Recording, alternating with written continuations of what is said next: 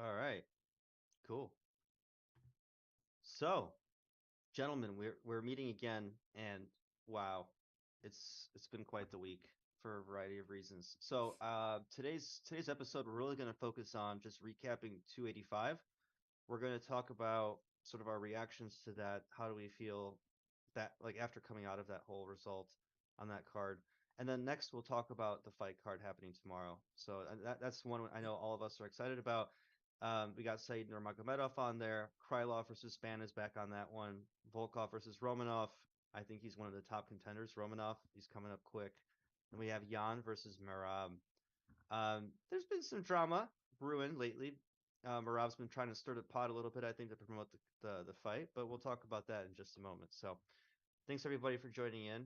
Roll Gio, any comments before we dive into 285? Not particularly. I'm excited to talk about 285, that's for sure. And I will admit that I will eat my words on some of the fights because I was dead wrong. Yeah, My you're not alone. predictions were not accurate. Jiho? Oh, Yeah, Jiho's muted, I think. Okay, you're good. yeah. God, where do I begin? Where I could have made 7K with little turn in Mm, because of one damn fight that I was wrong on with the finish. So, yeah, let's go in and start talking about UFC 285. we're gonna have to hear a little story about that one. What were the Maybe. call? What were the major calls on that one? Well, we I had Jones by round one finish. We also had Shavkat by submission, and one other fight I forget. But the one that I got wrong happened to be the fight with Cody Garbrandt and versus Trevin. And I thought Trevin was going to show up and knock Cody's block off. Thought they were going to get into fisticuffs, but obviously Cody has been working on his discipline and didn't get into that firefight that we all kind of got used to seeing with Cody. Yeah, But that fight, that $15 could have just multiplied it into so much more, but it didn't. I was pleasantly surprised by Garbrandt. Like that was Gio, we were joking right when we were watching it. We're like, his time in Dagestan apparently has paid off because I've never seen him shoot like that. Yeah, his time over there has paid off in waves. Um, Yeah, monetary also. I heard Not he's for been me. hanging out with some questionable not for folks out me. there. Just said Cody, I think, was hanging out with or what was his name? Yeah, it's okay. Um, another actually, sorry guys, let me take one step back because I know with that fight we're talking about the prelims, but the early prelims had a lot of fireworks too, and some of the fights that I was really interested in were Ian Gary versus Song Kanan. Ian Gary got kind of clipped at the beginning. I thought that was like the demise, but he came back obviously. But I wanted to hear what you guys thought about that fight. Oh, You know, go ahead. Yeah. yeah. So I did. I was able to watch that fight. Luckily, I had to go back and watch it, but Ian Gary looked good. He looked, you know, he looked like typical Ian Gary. A lot of body shots, a lot of good smooth boxing, but leaving his hands down, and he paid for it. I think, uh, Ian Gary. I think I predicted on the last podcast that he would be the first to fall of many of the undefeated fighters and rookies in this upcoming rookie class, but I don't know. He proved me wrong against a guy like Song Keenan, who is not a slouch, but Song dropped him. He Yeah, did clip him in the first. What was the first round? Second round? first round, Yep. first round. First First round. round. Yeah, that was a clean shot too. So it does show that Ian Gary can face adversity and come back and get smacked like he did because that was a good place shot, and he Yeah. could have been knocked out. A lot of other guys in the welterweight division would have been knocked out. So yeah, I think I'm pretty impressed by Ian Gary. Actually, I think he was a good fight. I think he definitely stands a chance against guys in the higher echelon of the welterweight division. So, And he's one Jiho, of those prospects, by the way, that's in a lot of product in yeah, 2022. So Yeah, he is. There's someone in the community that collects a lot of Ian Gary right now, and you know, uh, we don't want to see his stock drop anytime soon. I think that to Roll's point with where he demonstrated like the champion's resolve, especially after being knocked down. He knew how to actually um, gain, regain his composure and find the TKO victory against Keenan. I mean, that's the reason why we saw a 2.5x on average in terms of his card worth, especially within select. So that was good to have seen. Yeah. But do I see him actually progressing rapidly? No, because he has to quit with like the antics that he's actually doing. For like he's very Connor-esque, and he's got to find his own sort of moniker, if you will, his own type of branding. You know, him flailing his arms after his victory, and the way he just conducts himself, it's a bit of a too much of a spin-off of Carbon McGregor. copy. And Yeah.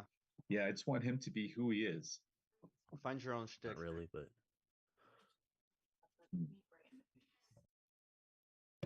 sorry guys, give me 1 second if you guys want to continue talking here for a minute. Yeah, no problem. No problem. Another fight that I found to be just weird, just very strange, was the Martinez versus Simon fight. Did you catch that one, Jiho? Oh, I think you're on mute. Sorry about that. I don't think I was able to catch that one. It was interesting. So Cameron, I think he was either on Contender Series. I think he's South African, which is interesting. And he's bantamweight. He was 8-0 going in, or 7-0 going into that fight. 8-0 now, so he won. It was Right. against Martinez, Amado Martinez. So this guy's like a bigger prospect coming out of South Africa, and that country's come up a lot because obviously of Duplessis, right? Right. I thought he was really good, but there was just so many fouls, Jiho, like eye pokes, nut shots. He still won, but there was a lot of questions about were the judges gonna go to a draw or worse for him because of all that. Right. So kind of controversial, but interesting for early prelims. And I think the other fight that I thought was I was really impressed with Tabitha Ricci. She looked good. Yeah, unfortunately, I think it's the time for Jessica Penne like to Yeah, start bowing out. But it's always good to see like young, hungry talent like that taking it aggressive, very on with, aggressive. especially with the submission Yeah, victory. I mean, there was that body flip that she did. Um, Right. and DC loved that because he was like center of gravity, like he was like doing this all diagram thing. But Right. yeah, that fight was fun too. So Roll, we just talked about Tabitha Ricci versus Jessica Penne, and then Manor Martinez versus Simon on the early prelims. I mean, we just talked about Cody Garbrandt, and I mentioned South Africa. So maybe we should talk about Duplessis versus Brunson. What in living hell happened? Well, I mean, Duplessis, right? I mean, uh, he's what? I mean, not Duplessis, but Derek Brunson. He's what, 40 years old now, right? It's If I'm not over. Yeah, mistaken. 39 years old. 39 years old. But then we also have to take into consideration that Duplessis, he may not be the full like Swiss Army knife, what it means to be a mixed martial artist yet. But what we have seen from him is actually develop more of a striking that is closer to MMA. If we take a step back, we realize that he's actually done some K1. He's an intelligent human being, first and foremost. So he knows how to actually instrumentalize and make sure that he leverages the finer point that makes him the MMA striker that he is. Now, unfortunately, I don't think within South Africa that you have such a wide base of people that practice grappling martial arts, right? Not what I would say as a more as a completionist, like as in grappling. So we don't have many people that are from wrestling down there. We don't have many people that are jujitsu experts down there. So that's something that he could definitely be working on. Yeah, totally. Yeah, I agree. I this is where I eat my words because I said that Dreykus. I said that's the easiest lock of the fight was that Derek Brunson was going to knock out Dreykus. So I apologize to all the Dreykus I fans thought out the there same and thing. I to thought the same. Dreykus himself. But yeah, Dreykus seems to be more one dimensional as far as striking, grappling. Actually, probably all around. I would say he's more one dimensional. But Did we learn um, anything about him in that fight? I don't think so. no, and we usually don't. I think the only thing we learn about Dreykus is that he is a tough son of a bitch. I mean, he is a He's a tough robot, person. man. Yeah, he is. He's like the Terminator. He just The keeps thing on I was coming about back. to say, it's the T1000, new and improved. Yeah, yeah. So I was impressed by Dreykus's performance. Maybe not in the first round. Derek Brunson took him down with ease. Started pounding, doing work on him.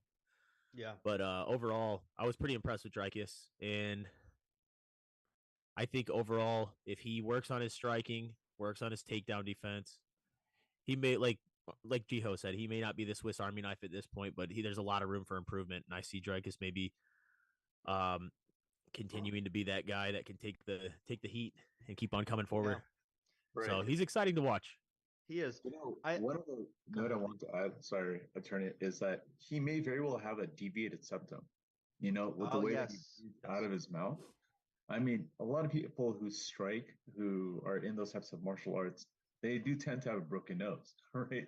It's not unheard of. So it may very well be the case where now he needs to just breathe the way that he does. I think you're right. I just read something about that, Jiho. He can't breathe through his nose, I don't think. Yeah, so Yeah, that's tough. yeah, I don't know if he's gonna get that fixed or not. I'm not sure, but that just it's a whole different. Now, I was laughing because I'll probably still bet against him his next fight. Yeah, we'll never learn. You and I will Well, never learn. no, I'm like no, I'm sticking to my intuitions, but I mean, congrats to him. I was happy. Yeah, hats off. Yeah, feel bad for Brunson, but I think that's it. It's over.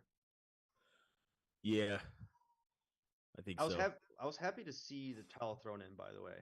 I feel like that doesn't happen enough, and there's a big stigma with that. And there's nothing that's wrong with doing that when you see your fighter's not even defending himself. So Right. I would agree. okay, another one. So there's two more that I wanted to talk through real quick on the prelims.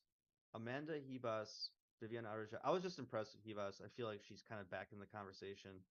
I saw a lot of interest peak like right after that fight, by the way. So people were messaging about Ribas cards from 2022 Immaculate. So I just wanted to point that out because we do talk about wax, and people are respecting the name. Yeah, 100%.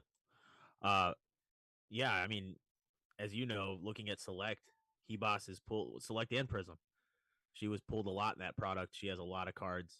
Yep. As far as prices, I don't know how this changes Hebos's market.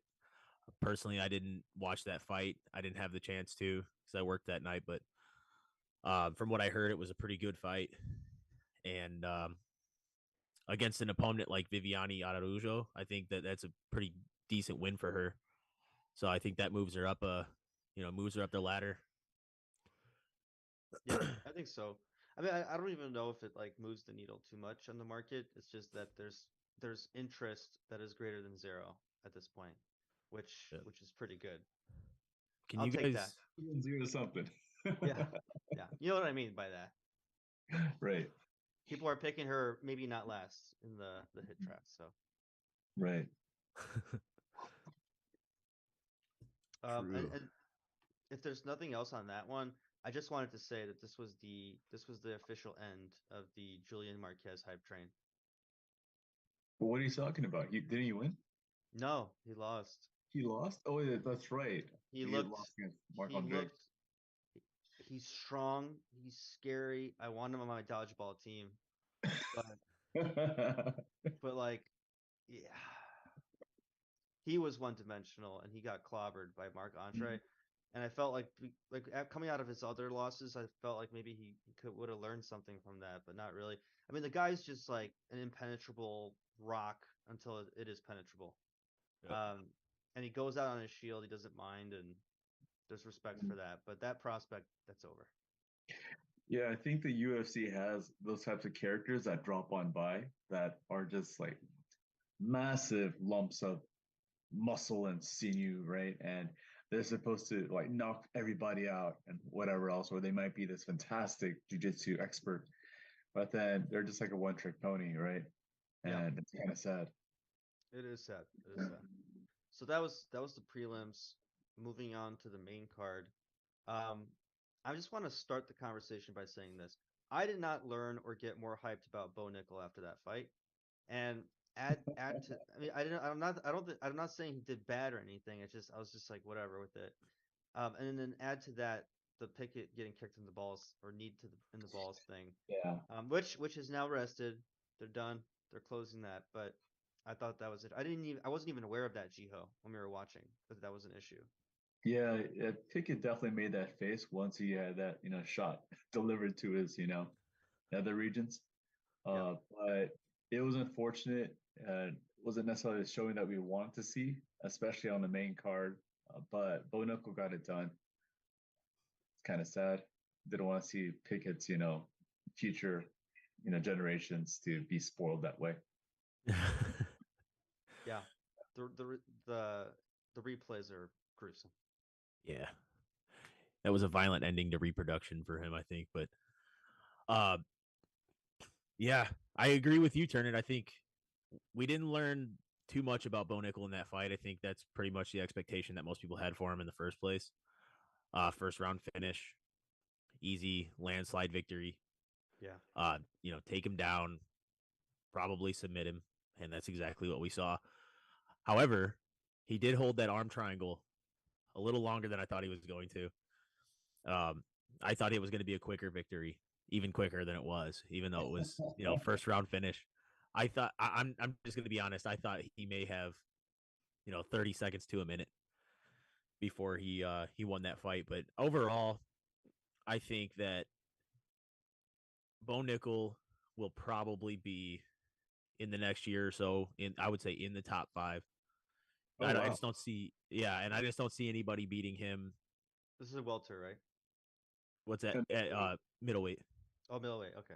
Yeah. Yeah, I just don't see anybody having that same level of grappling or counter wrestling because I just feel like his wrestling is so strong. Mm.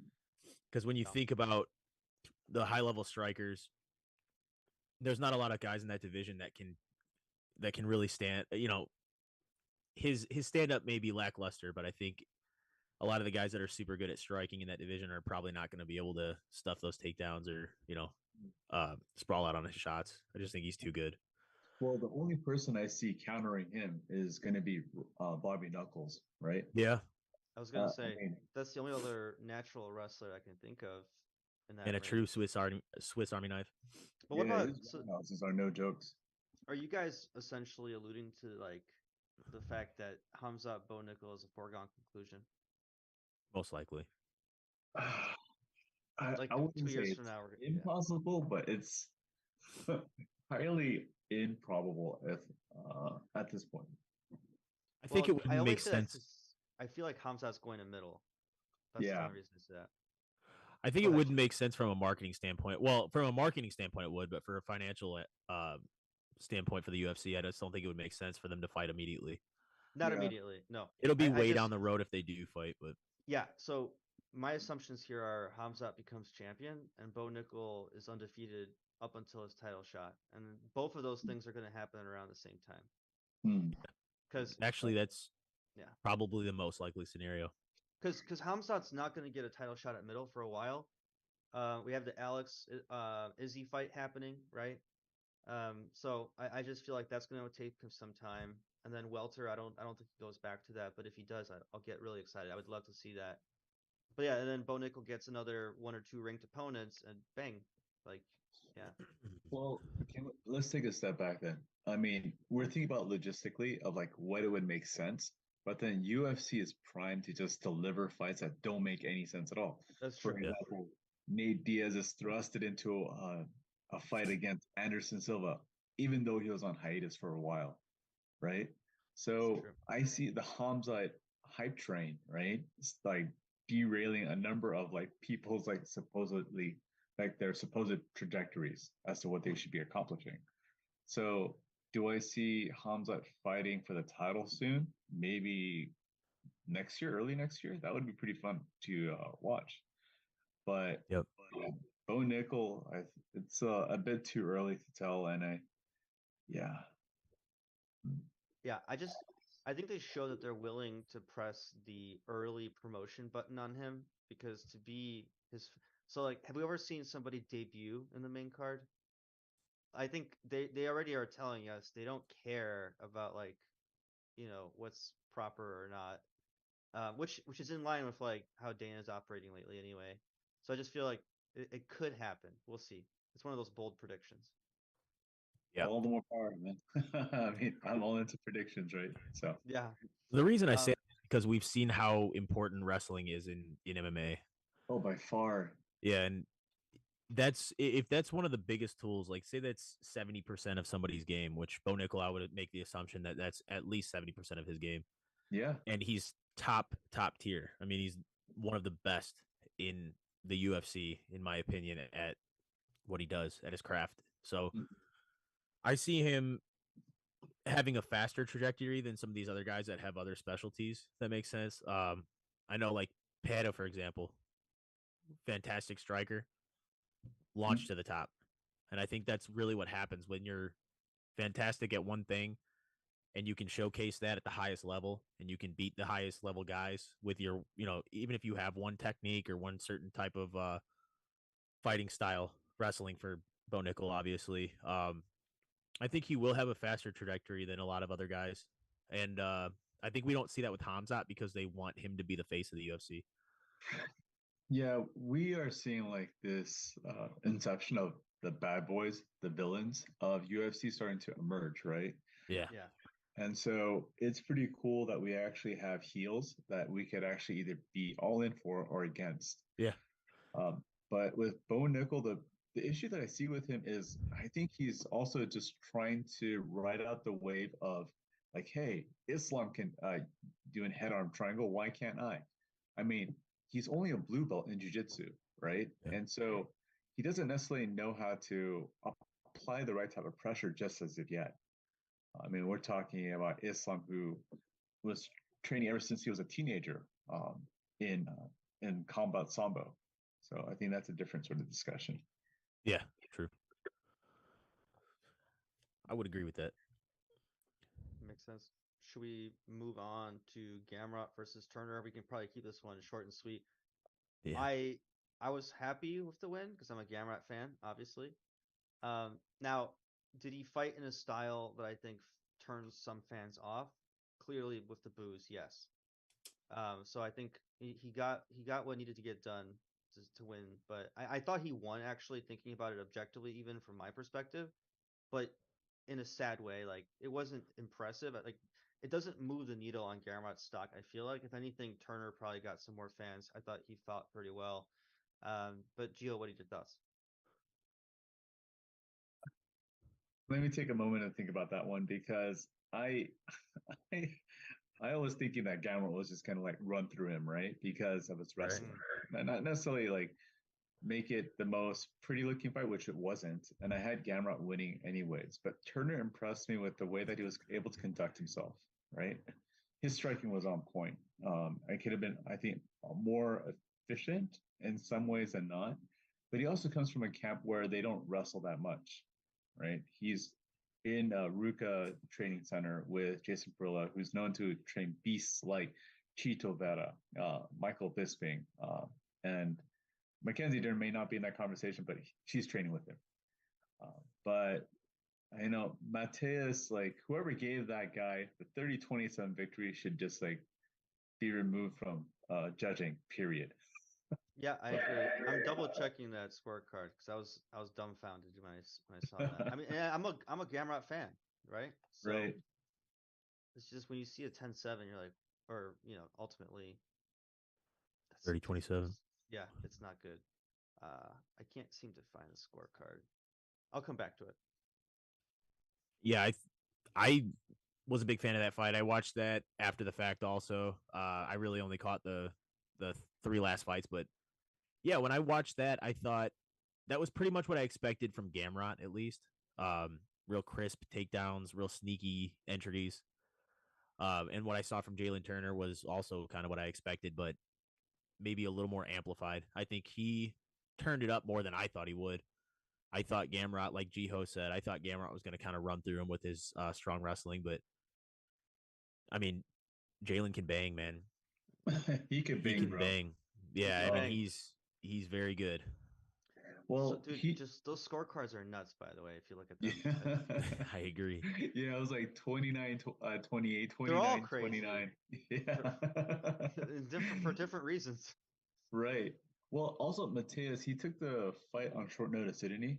He It was did, like, yeah. I think it was yeah, like 10 so days or something. we didn't see him in prime Gamrot mode per se. But we know that he's working over there in Florida with ATT, so we should be seeing his striking improve, hopefully sooner than later. I agree. And what's interesting is the media scores across most websites. If you look at that site, which I think is actually cool that it aggregates that, almost everyone was Gamrot, with the exception of 3, like Sherdog and some other folks that were like, no, it's the other way around. But like for me, it just I feel like my logic was sound when remember when we were watching that, Jiho. I was just like, Yep. it's not sexy, but I feel like this looks like a Gamrot victory on the scorecards. Yeah, I mean, we know how the judges score fights. I mean, Yeah, go back into like Gamrot versus Armon, right? Yeah. Armon put on the damage. However, Gamrot won by control. Uh, yeah, So, Right. yeah. I just want to see him striking more because early on he had some knockouts, and to see yeah, him only do it this way, and like his last defeat with Dariush, it's just it kind of suggests to me that maybe he's not as confident with his striking, and that would make me sad. And I want him to at least explore that, like, and There not we go, just Goebel. yeah. Does that yeah, make sense? yeah. No, if we want to see him Mayweather this later on in his career where he is a champion, that's fine. But you know how Mayweather was striking earlier on and just knocking people out earlier in his career. But once he got the belt, it was all about longevity. So he didn't have to Good point. take in the CTEs later on, like most champs do. So I feel like that's kind of like what Gamrot is doing in a way. But again, he only got to train 10 days right before the fight. And that's not even taking into consideration that weight cut that he probably went through because he didn't look as energetic either. That's Yeah. true. Yeah, he looked a little more tired. Right. That's not a fight to be tired with either. Like fighting somebody like Jalen Turner, especially. Yeah, he's Just Yeah. gonna being keep such a it up for big me. guy for his weight Six foot class. three, 6'2". I was Yeah, gonna you don't want say, to be tired in yeah. that fight. So you must feel like you're gonna get your eyes poked out the second you get close. It's just Yeah. you keep your. He felt like more defensive, right? Not as sure of his going. Anyway, I know I know we're kind of beating this to a bloody pulp, but You're all good. should we move on to Shavkat versus Neil? Yes, let's talk about Oh yeah. Shavkat versus Jeff. Roll, let's talk about that. What are your Oh yeah. thoughts, man? Jeff Neal. Come on, guys. Damn, savage. Let's give Jeff Neal a round of applause here because that man is an absolute monster. Yeah, He is an Wow. absolute monster. Jiho and I were, whoa.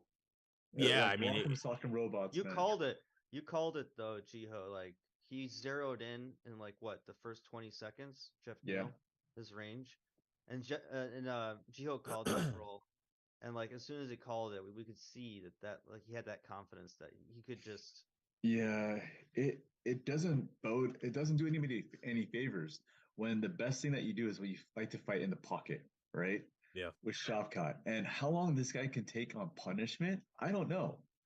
I mean, he needs to get his head off the center line. He just can't eat shots like that on the Yeah, regular. totally. And he deploys effective like uppercuts, body shots, knees to the body within short range, which is fantastic. But where we see him actually doing well, or what he did well against Jeff Neal, was actually being outside of the pocket. Yep. A few crosses landed because he was able to step outside of where Jeff's foot was and land his cross. And that's what the sort of tactician we guys see with someone like Shavkat. But Yep. man, that guy's a monster. He kept on moving forward. Yeah, he did. It's for me. For me, this marks an important chapter, with the exception of maybe a few fighters. All the hype trains have been tested and have had some damage done. Yeah. So we saw Hamza fights. take damage. We saw Shavkat take damage. Gon's out of the picture. I mean, how many rookies are still out there or hype trains where they haven't been tested and exposed slightly, right? Well, And yeah, I that's can't true. I think of mean, many except maybe Umar. Dawkins. Dawkins. Yes. No, Well, we I still haven't seen the Ron Murphy fight yet. yeah, He was we're supposed to waiting on fight, him. yeah, Nathaniel Wood pretty soon, but that got Oh, canceled. Nathaniel Wood. I just got some I Nathaniel Wood. yeah. I just Ooh, feel like this is a good okay. balancing. It's a balancing in the markets because Hmm. I've kind of seen people shift a little back towards Hamzat. This is all anecdotal and like sample size less than 10. But like I could tell that there's more interest right now shifting again back towards Hamzat. Nothing is safe. Like it feels like nothing is safe. And what better segue than maybe into the Valentina versus Grasso fight? Because I assumed, am I moving on to this one too soon? Should we still keep on the shop cut, guys? No, I just had one more point. I think Sorry the about same that. thing kind of happened in the light heavyweight division when people started going back to Yuri. I noticed this big surge of people asking for Yuri as soon as, the last light heavyweight fight. People are like, okay, I think Yuri is going to do really well at light heavyweight. And Yeah. when he comes back, I think he's going to take the strap. So Agreed. kind of similar to that situation. I think it's the same with the Hamzat thing. People reverting to Hamzat, like, okay, yeah, he's the real deal. We've seen the other Yeah. welterweights fight. He's the real deal. Exactly. Yeah, that's what I Yeah. felt. Yeah. These guys, when you're talking about Shavkat, when you're talking about Yuri, they kind of have similar approaches where they're like, hey, let's go in like a dog and fight. Yeah. But then they were also they're very like respectful or respected, or I forget the word right now because it's a Friday, but they Yeah, I were hear well you. respected champions in their own given circuits, whether it was M1 or Ryzen. And they still were able to weather the storm and get past it and get finishes. Hamza, how many finishes has he had? Every single fight has been a finish. It's amazing, along with Yuri, if I'm not mistaken. So, Yeah. Yeah. Every fight for Yuri, Hamzat, the only one he didn't finish was Burns. Yeah. But yeah. yeah, very similar. But yeah, Valentina and Grasso, like you said, uh, that one I did actually witness that one in person, and that was well, not in person, but you know what I mean. I watched You the watched it actual live. TV live for that one, yeah, and I was so impressed by Grasso. I thought she looked fantastic. I thought she looked great, She but looked good. I Valentina think was she looked good, especially against somebody like Valentina. But for sure. Yeah. Oh man, so many like champions falling ever since yeah, last year, I know. right? it is sad, but at the same time, it's time for a new reign. I It's think like it's just inevitable. yeah, it's the That's new true. era. Well, I was just talking this over with what's his name, Six Sports Cards. If you guys don't know who he is, you have to give that man a follow. He does fantastic work for the community. But with Shevchenko, what she fails to do, especially in her sort of style, is scrambling. She lacks scrambling efforts for anti-jiu-jitsu, right? And what we saw was that her backhand not only taken once in the previous fight or multiple times with Talia Santos, but then having Grosso understand that and then put a game plan into effect, right? The Yep. same thing happened with Gon. I mean, I'm not going to jump into that fight too much, but I think that's the striker's dilemma. They're so used to keeping within range, using their frames, instead of having to actually make this into a war of attrition, right? In jiu-jitsu, in wrestling, we're used to like scrambling all the time. But with people who like to strike, they're used to just standing back up, pushing the other person away to get that distance where they're comfortable either to engage or to disengage with their opponents. Agreed. Do Yeah, we that's think like sorry, there's a little feedback. Can you guys hear me? yeah. I heard the feedback. I'm not I sure if guess it's on your end or G host. is there a universe where we feel like maybe Valentina just felt like she didn't need to work as hard? Like complacency to some degree because I would have thought that after that last fight, she would have spent more time addressing the things that Jiho you mentioned. But it didn't feel like that.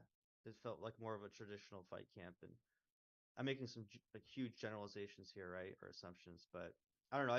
I feel like are we gonna? Well, here's the question: are we gonna get an Amanda Pena situation where she's going to come back 10 times stronger, or what? What's going to happen next? I mean, Roll, I want your feedback on what I have to say. If called bullshit, if I'm like telling a lie, let me know. I feel as though that what Valentina lacks, and when it comes to the turtle position where you're basically on your elbows and knees on the floor, or you have your hands and feet on the floor ready to get up, that she's lagging the fundamental defense.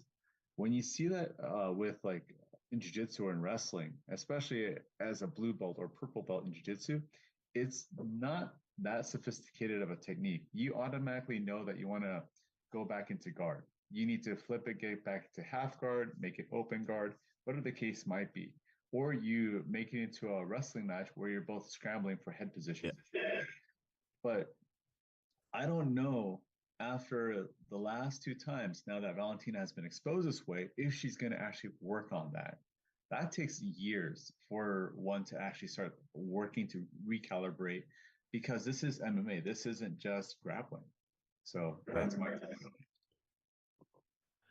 Yeah, I totally agree. I think when she gets in that position, she needs to be more focused on getting out of that position as opposed to, like you said, scrambling and taking the risk, because at that, in 50 or in turtle position, you're essentially in a 50-50 position where, you know, whoever has top control may have a little bit more control. So let's say 60-40, but you don't want to take the risk. Going to guard is a far safer option when you're in that turtle position and you don't have superior jiu-jitsu, because there's a lot of guys like one person that comes to mind, Daryush. If he's in the turtle position, people don't want to be on the top with him in turtle position. That's a great point. Because he can roll through for a knee bar and knee bar.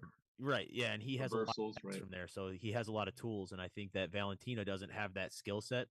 So I think in her prerogative should be getting to her back. I know that sounds contraindicative, but in that position, she wants to be getting to her back, getting back to guard, creating space, and getting back up to her feet, because that's where she's strong. And you made a good point that you don't think maybe she hasn't been working on that.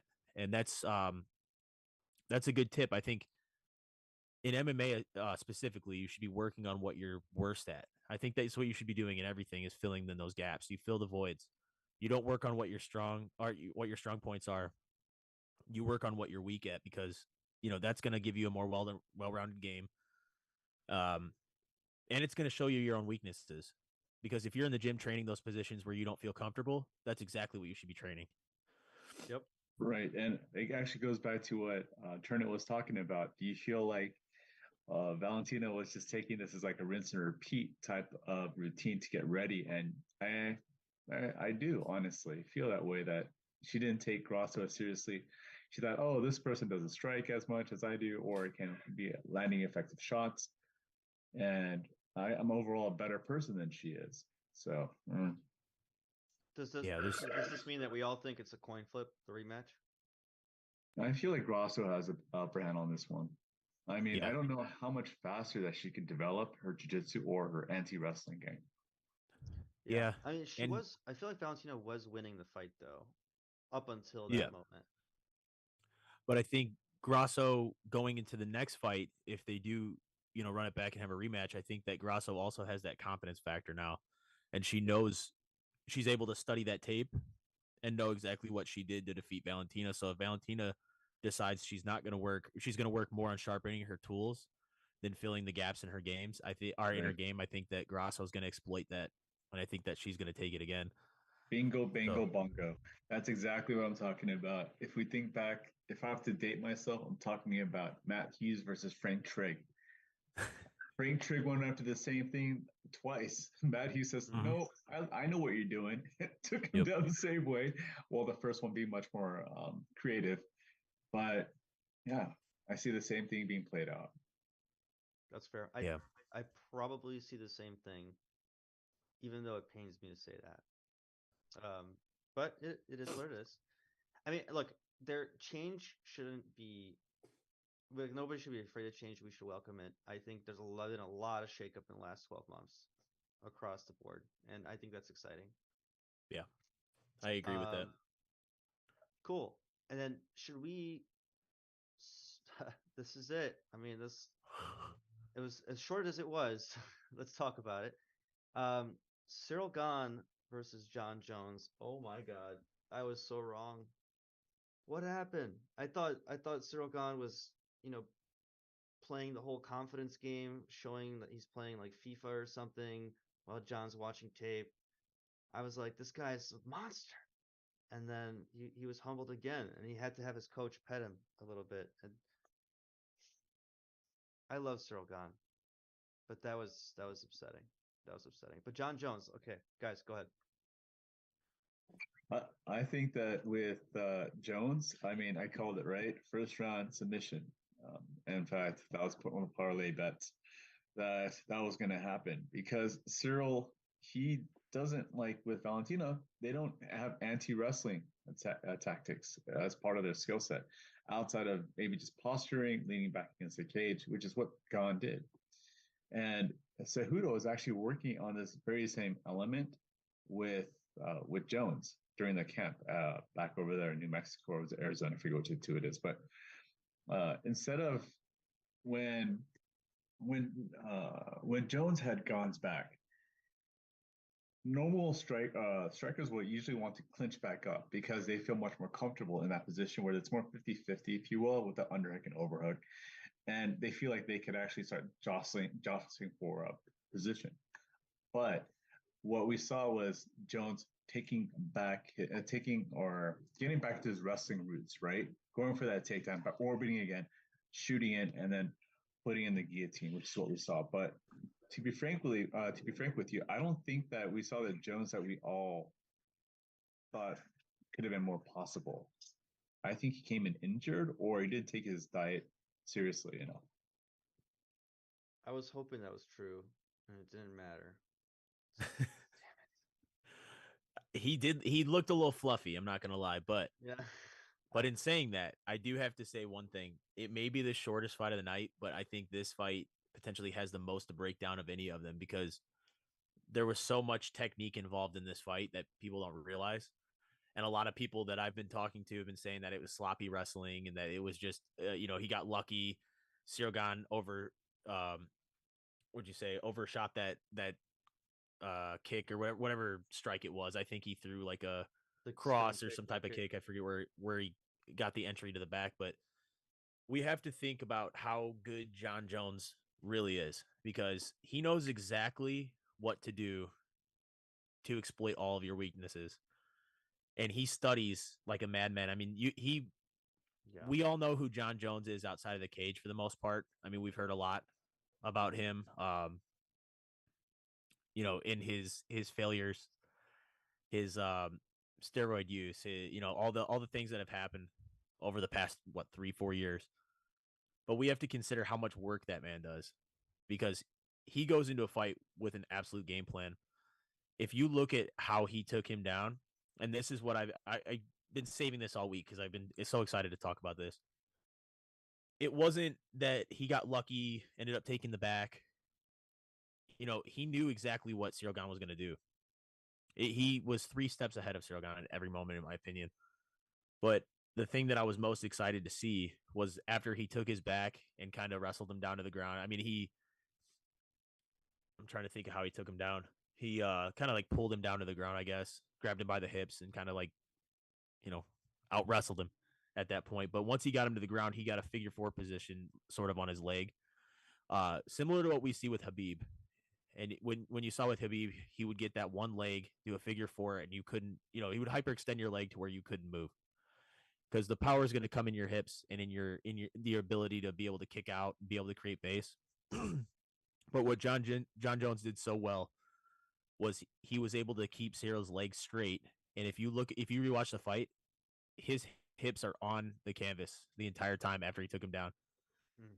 Created that figure 4 position on the leg, kept his hips directly to the ground, lowest center of gravity that you can possibly have. I mean, he was laying on him.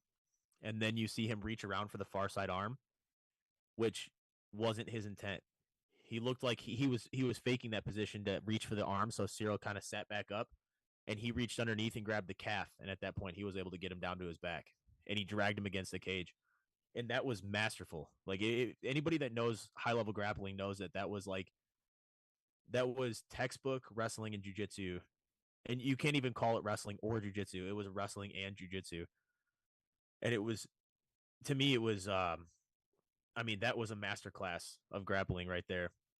Yeah. And he had him up against the cage, and a lot of people say that the technique for the guillotine wasn't good, but Oh, come off of it.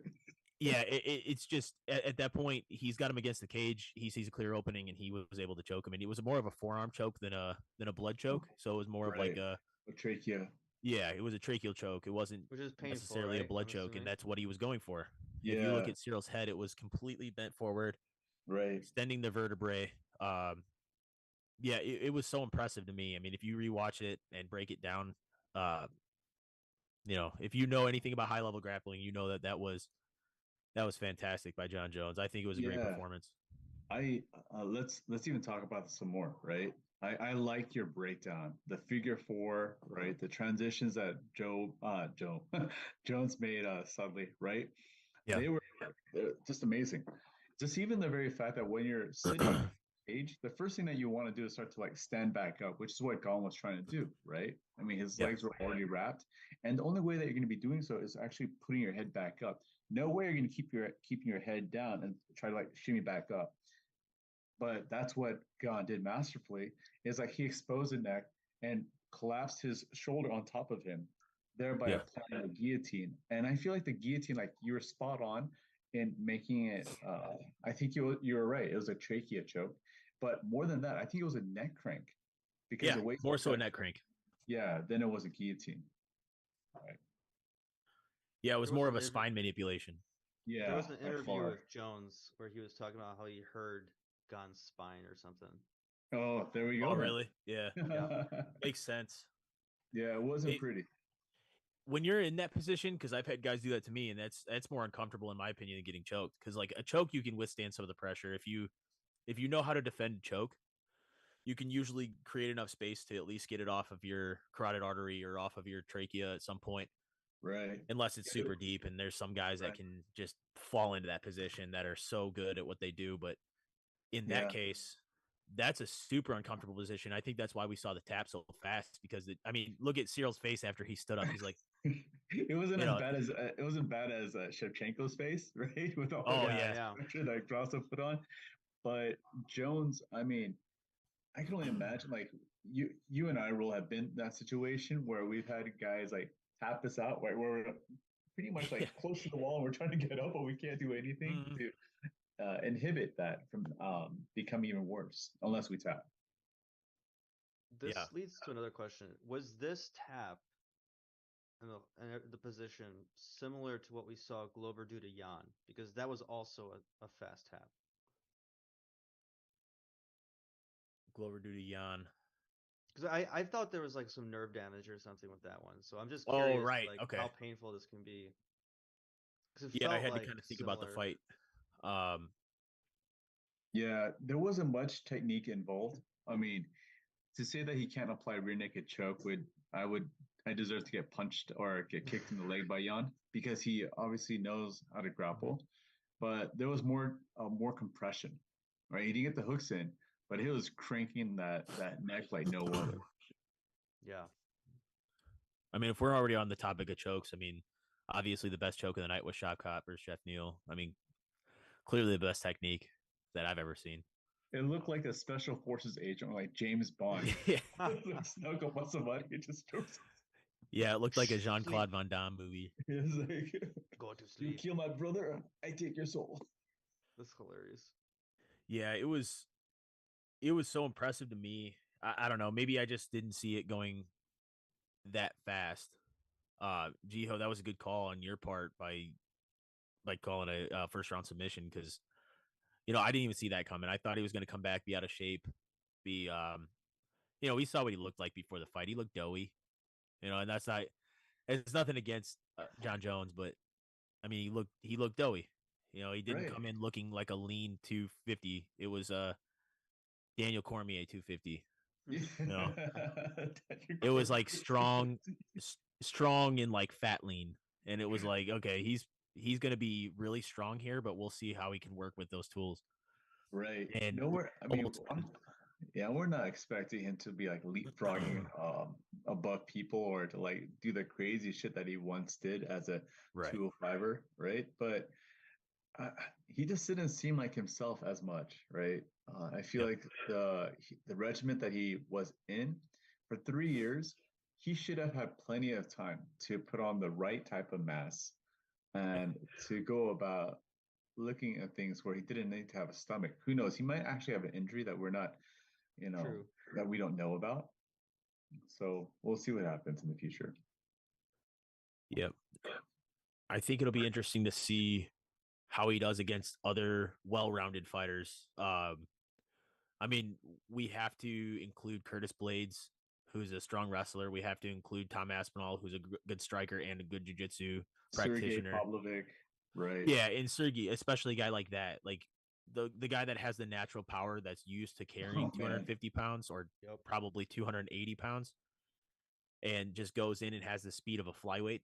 It's like we have to be able to see what Jones can do against those guys before we make any determinations. But I think John Jones came back with a vengeance. I think he was ready to go. I think he yeah. was just ready to show the people what he can do. I think he did just that. And I'm not praising John Jones as a person because I don't know the guy, of course, but Mm-hmm. he's made a lot of mistakes, and I feel like he's learned from them, and I feel like he's hungry for this opportunity again. So I think John Jones is going to have a place in the welterweight division at the top of at the top of the division for sure because he's champ technically, but I think he's going to hold that strap for at least 2 or 3 more fights, in my opinion. Right, Well, with right. the And I think he Stipe signed fight in for for sure. yeah 5 more fights, but I don't know. I mean, John Jones is always one of those cases where you don't know how he's gonna pull it off, but he not only does he pull it off, but he submits the person or he knocks him out. Yeah. Wow. Yeah. You so I mean, a lot of folks have mentioned like the Stipe fight, and Little Turner and I have this theory that the Stipe fight they're gonna give him. I don't think Stipe is gonna win, and you've got Jones beating Stipe, and that's kind of when he retires from heavyweight. I mean, maybe he goes back down to light heavyweight, and I feel like he would do that because he doesn't want to face the new smoke coming. Now this is controversial, right? But I think Curtis Blades could be a problem for him. He's younger, stronger. I mean, Curtis is pretty scary. Um, I think he's very underrated. He's not that bad on the ground. But then even besides that, you've got Aspinall coming. You've got Romanov fighting tomorrow, which we'll get to in a second. And you guys know I'm big on him. So and he's phenomenal on the ground. I mean, I don't know. Those guys are even heavier than Gunn for the most part, right? Maybe not Aspinall, but certainly you've got um, Romanov as one example of like he puts his weight on people, right? I don't know. What do you guys thoughts? And he's Yo, dangerous for the first round, right? I mean, Yeah, there's no yeah, denying his prowess when it comes to actually taking people down.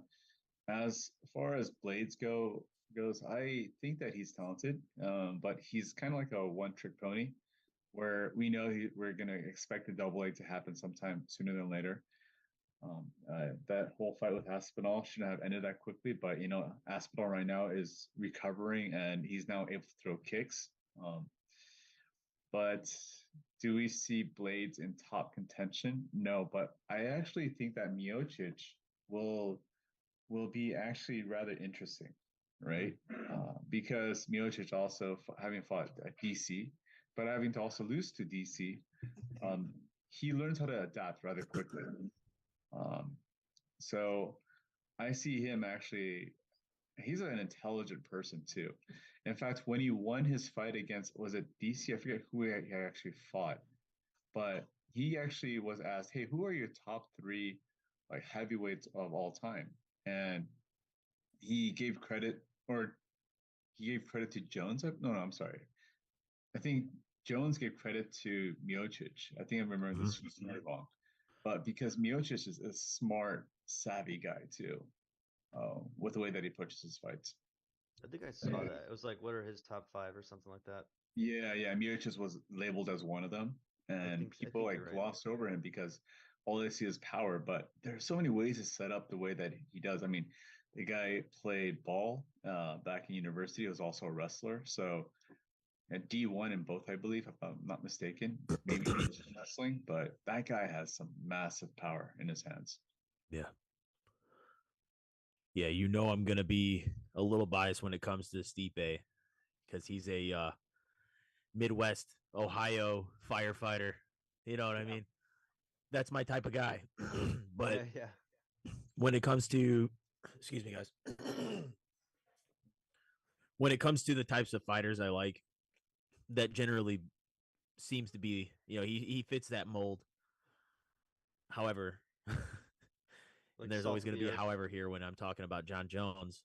And I just, maybe I'm on the John Jones train. Maybe it's just nostalgia from watching him fight back in the late or the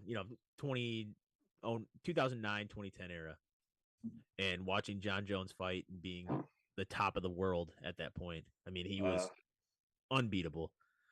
And then of course we see his fights with Gustafsson and we see his fights with Dominic Reyes, but we have to realize that's a party John Jones. A focused John Jones doesn't lose to anybody. That's why I'm just so like I'm conflicted on this because I love Stipe as a person. I think he's probably a great guy. yeah. I love who he is as a person. I think he's probably, one of the best heavyweights of all time. And John Jones even said that in the cage. He said, "Stipe, you're the best ever." He paid him his respects. When the cage door locks, I think it's going to be a whole new respect for John Jones once again. I think Mm, Stipe is probably one of the best ever, but we have to take into account he's 40 years old. yeah. Yeah. He's no longer in his prime. He hasn't had a fight in a long. It's been a while. I mean, when's the last time Stipe fought? Let me see. It's like at least It was his last loss was against Ngannou. Right. Yeah. So that was in Yeah. 2021. So he Right. hasn't fought in 2 years. Actually, 2 years in a couple weeks. He hasn't fought. So just like the John Jones situation. I mean, John Jones took 3 years off. Stipe is going to be on a 2-year layoff at this point. So we'll see how it goes. I'm Yeah. not counting Stipe out. I never count Stipe out, mm, but I just don't feel like he's at the same level as Jones. And I feel like the age difference will matter. I know it's only a 5-year gap, but I feel like it will Yeah. matter. Well, I think Jones has spent more time in the cage than uh, Stipe, right? So I feel as though like what Turner was asking was like, this is probably the changing of the guards right here, Yeah. right? We got so hung up with Jones and Miocic and Cormier, Ngannou, but Yeah. now we're seeing like the rise of the young yeah. lions. Yeah. So Because Yeah. heavyweight, like age doesn't matter as much, right? Because your power stays with you, relatively speaking, as opposed to like dexterity, right? Isn't that kind of like the going sort well, of? yeah, power never leaves you, but the one's reflexes and speed will. Yeah. And Yeah. heavyweight, you don't need it as much as like as if you were a bantam or Correct. a flyweight Yeah. Yeah. fighter. But even so, like Jones is not young, Stipe is not young, right? These guys aren't the youngest, No, so it's bound to happen. It's kind of like heavyweights becoming almost like light heavy, where it's going to be a turnstile, perhaps. I don't, and the only reason I say this is because I don't see Jones fighting again at heavyweight, even after the Stipe fight, win or lose. That's my yeah, I don't. that's my theory. There was something about his. He need to have his like toes taped or something, Yeah, and I that saw that. kind Yeah, of made you wonder like what's wrong with his feet, and what that could go into. Maybe it's like a stress fracture, right? He doesn't feel like he could actually have a firm holding or grounding, I guess, of the canvas. So maybe that's something that's happened with Jones. hmm. Definitely possible. Like I guess for me at least, what I'm trying to say here is I just don't think that we're about to see Jones reign in heavyweight. I think he accomplished it. He'll defend his title maybe one more time, and then he doesn't have anything left to prove in it.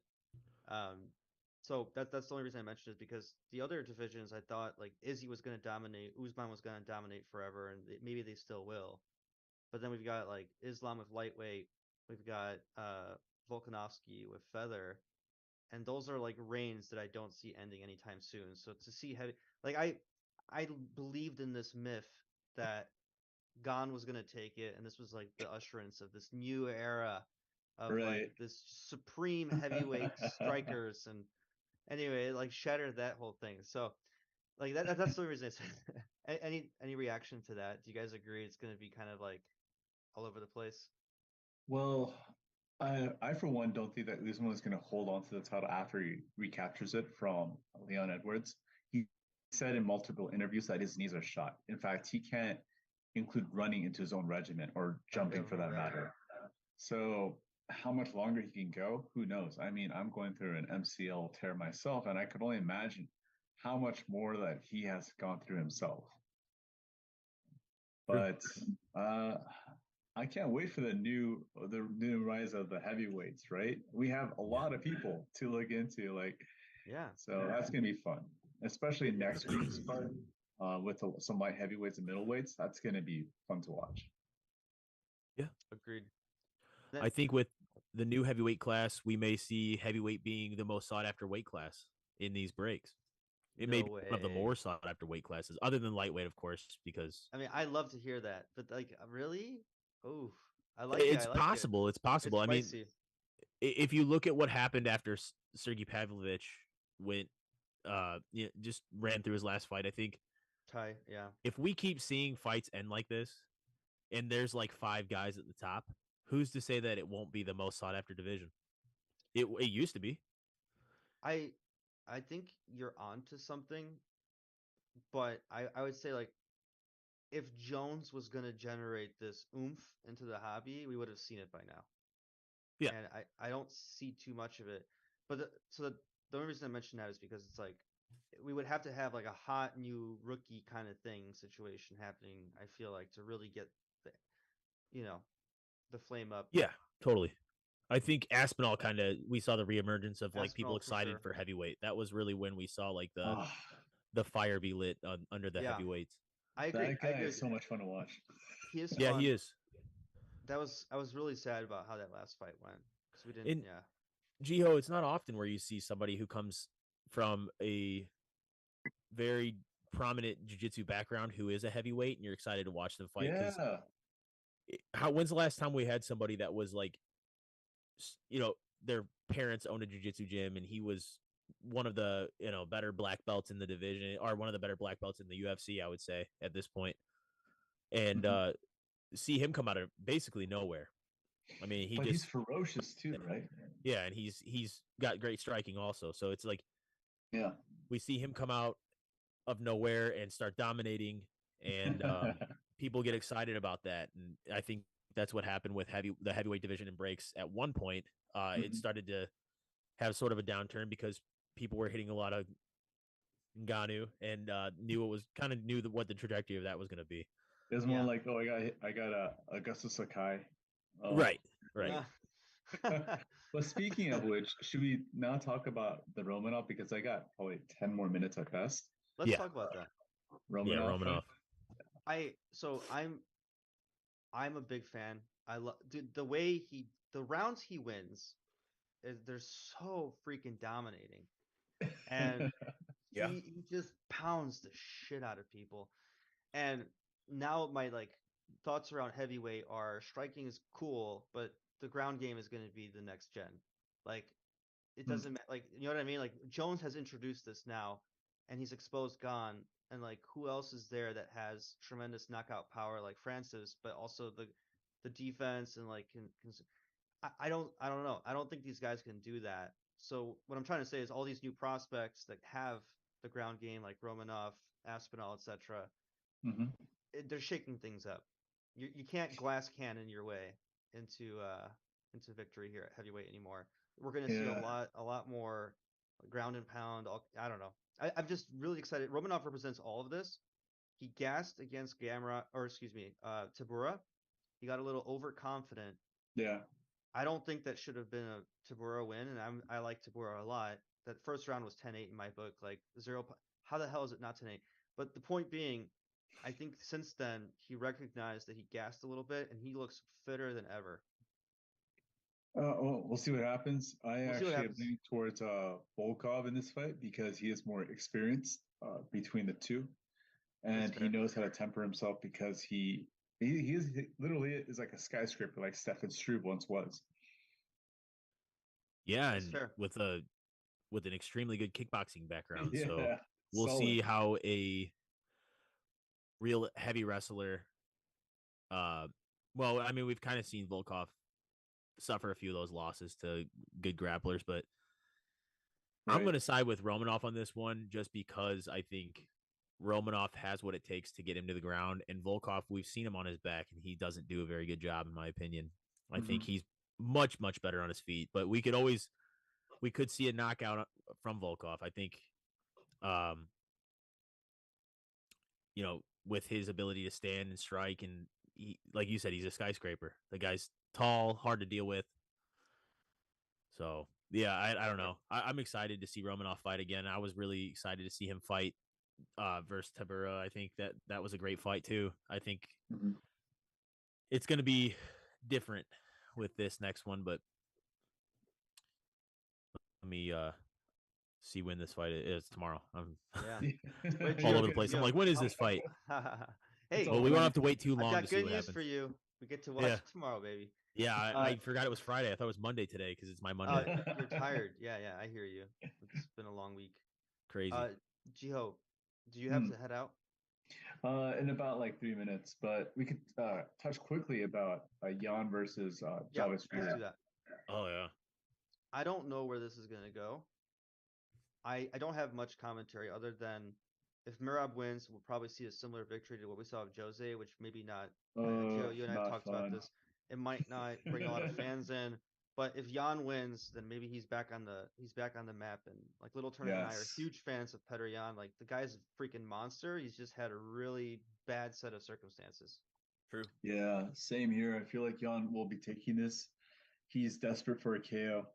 Um, he's been working on wrestling over the entire Muay Thai more than he has with his jiu-jitsu. So that's how I'm seeing it done. How it's going to end, who knows? Yeah, Agreed. Yeah, I think he's very adaptable too. I mean, he's good at what he does. He's a great striker, obviously, as we've seen. But yeah, I'd like to see him use some more wrestling in his fights. Kind of similar. He kind of has that similar trip style to Islam. Jiho, Hmm. I know you probably saw that in the fight with Sterling, also in the first fight with Sterling, how Yeah. he used a lot of those trips as opposed to shooting it on takedowns. So if he works on his wrestling and is able to take good shots against Merab, I think that he has a good chance. I think Jan has a very good chance. He's well rounded. I would just like to see him use more of his tools because it seems like he Yeah. kind of just relies on his striking a lot of the time. Yeah. Merab and Aljo, right? I mean, both guys, they kind of do the same thing. They just wrestle people down, or they you just to set up everything for the double leg or their single leg, whatever the case might be. And I can't wait for Jan to actually score this to actually have a rematch against Sean. That's my hope. that would be I cool. hope so. That would be cool. Yeah. I would like to say that as well.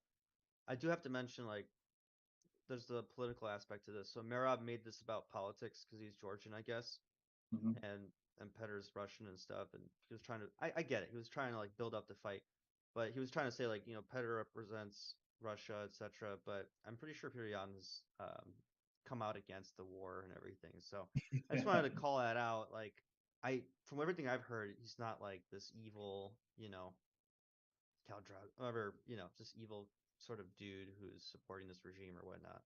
Hmm. Yeah, that's fair. I think Jan probably doesn't care. I think His life, yeah. he He's lives his living in life, Thailand, and I think. yeah, he wants to be the best like everybody else in the Yeah, UFC. I think he wants to be the best at what he does. I don't think a lot of these guys probably don't align themselves politically with any certain agenda. They just want to get in there and fight. That's what I respect about the UFC. Is it's not all about nationalism. It's about being your best self. yeah, And I think yeah. that's really what kind of brings everybody together into this sport. Is it's not all about nationalism. I mean, we've seen the emergence of nationalism. Don't get me wrong. Brazilian people love to be Brazilian.